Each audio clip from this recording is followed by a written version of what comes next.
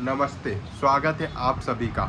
जैसे कि आप लोगों ने तो वीडियो का थंबनेल देख ही लिया होगा और आपने कभी ना कभी इंडिया में रहकर रियल मनी गेमिंग ऐप पर पैसा ज़रूर लगाया होगा, तभी आप लोग इस वीडियो पर ज़रूर आए।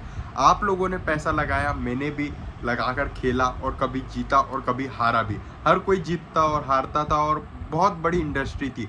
आधा भारत या आधे भारत से ज़्यादा 60 से 70 करोड़ लोग इस रियल मनी ऐप्स पर कभी ना कभी किसी भी प्रकार से विड्रॉल या कभी ना कभी इनके प्रबोलन पे जरूर आए थे, क्योंकि भाई ये ऐप्स इसी तरीके से प्रमोट करती थी। क्योंकि इंडिया के बड़े से बड़े क्रिकेटर विराट कोहली, MS धोनी, रोहित शर्मा, कोई नहीं बचा। यहाँ तक कि कपिल देव, ऐसे बड़े पुराने सचिन तेंदुलकर, बड़े पुराने क्रिकेटर्स ने भी प्रमोट किया। यहाँ तक कि फिल्म स्टार, कंटेंट क्रिएटर और बड़े बड़े एक्टर्स, इन सब ने प्रमोट किया और बम्पर पैसा कमाया। लेकिन करेंट टाइम में 2025 में एक बिल आया, promotion and regulation of online gaming act 2025, जिसने इन सभी रियल मनी ऐप्स को कर दिया पूरे तरीके से बैन।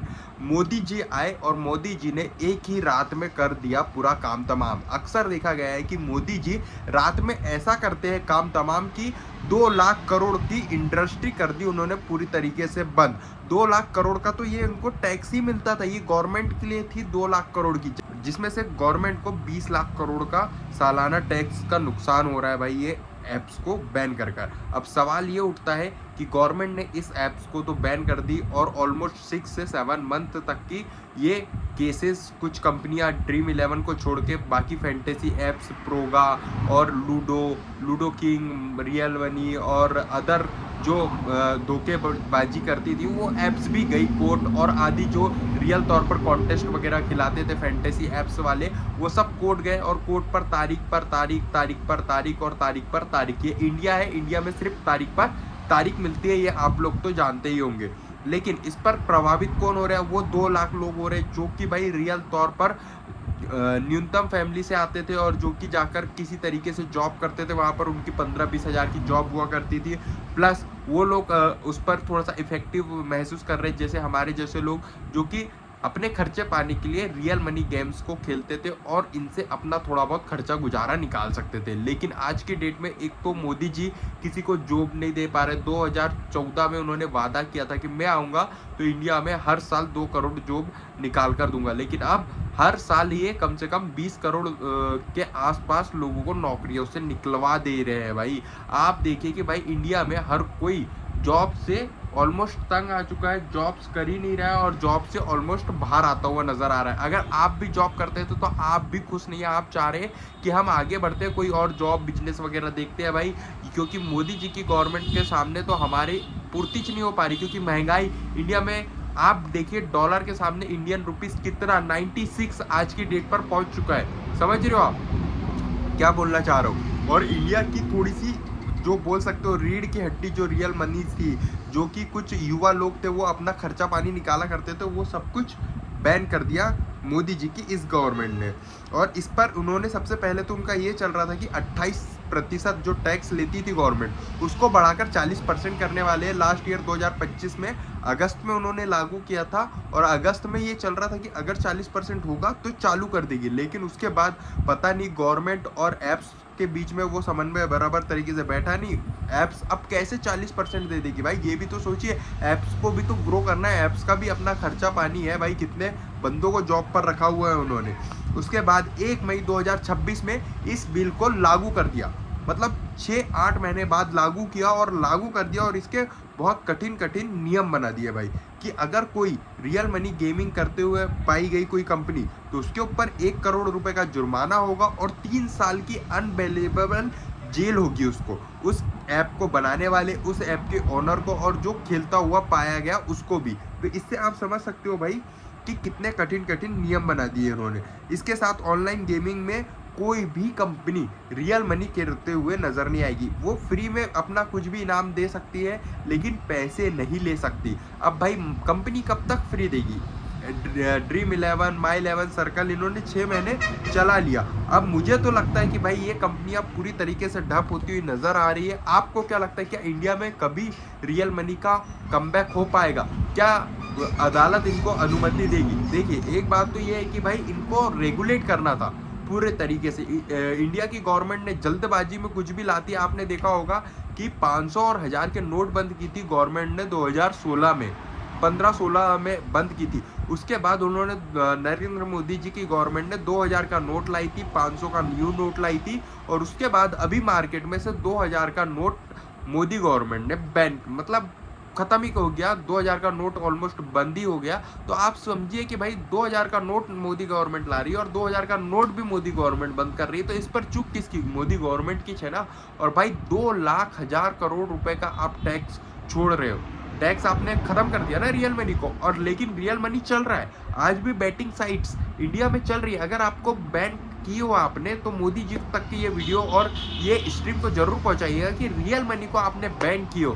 तो भाई ये सट्टेबाजी वाली ऐप टेलीग्राम चैनल पर ये पवन साहू, ये एलविश यादव, ये लोग परी मैच का, बड़े बड़े इन्फ्लुएंसर्स ये परी मैच का प्रमोशन कैसे कर रहे हैं, समझ रहे हो? मैंने कभी नहीं किया। बाकी लोगों की बात कर रहा हूँ जो कि टेलीग्राम चैनल मेरा भी है, लेकिन वहां पर मैं अपनी प्रिडिक्शंस देता हूँ। कभी किसी इनलीगल या किसी बैटिंग साइट्स का हमने कभी प्रमोट नहीं किया, और हम लोग भी चाहते कि आप इन बैटिंग साइट्स से दूर रहो, क्योंकि भाई आप वो चीज़ें खेलो जिससे आपको आपकी मेहनत का पैसा हो, आपके हक का पैसा हो।